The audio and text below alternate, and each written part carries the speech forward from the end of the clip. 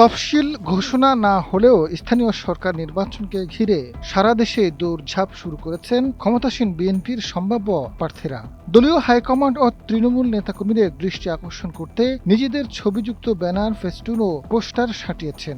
একই নির্বাচনী এলাকায় একাধিক প্রার্থী নিজ নিজ অবস্থান থেকে গণসংযোগ করছেন, বিভিন্ন সামাজিক ও ধর্মীয় প্রতিষ্ঠানে অনুদান দিচ্ছেন, যাতায়াত বাড়িয়ে দিচ্ছেন নির্বাচনী এলাকায়। বিএনপি আনুষ্ঠানিকভাবে ঘোষণা না দিলেও সিটি কর্পোরেশনের প্রস্তুতি নিচ্ছেন ৬ প্রার্থী।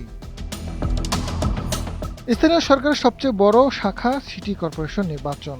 এই নির্বাচনের প্রতি নজর সব মহলের। কারা প্রার্থী হচ্ছেন এ নিয়ে সর্বোচ্চই আলোচনা হচ্ছে। প্রতিটি সিটি কর্পোরেশনে একাধিক প্রার্থী তৎপরতা চালাচ্ছেন। এক্ষেত্রে পিছিয়ে নেই সরকারের নিয়োগপ্রাপ্ত প্রশাসকরা। সবচেয়ে বেশি আলোচিত ঢাকা দক্ষিণ সিটি কর্পোরেশনের প্রশাসক ও বিএনপির চেয়ারম্যান উপদেষ্টা আব্দুস সালাম। ইতিমধ্যে ভোটারদের দোয়া চেয়ে ছাপানো তার পোস্টার নগর জুড়ে দৃশ্যমান।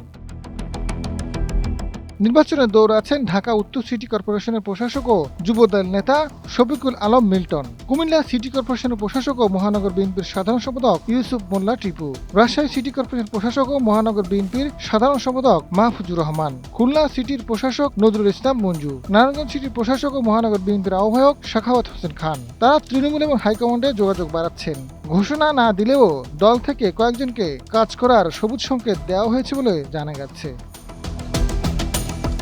ঢাকা দক্ষিণ সিটি কর্পোরেশনের প্রশাসক ও বিএনপির চেয়ারম্যানের উপদেষ্টা আব্দুস সালাম জানান, তিনি নির্বাচনে প্রার্থী হতে চান, সেই আলোকে কাজ করছেন।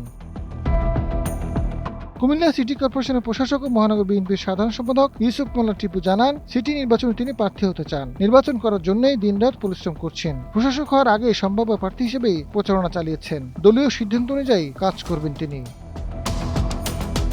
আজাদ ফারুক, সময়ের আলো।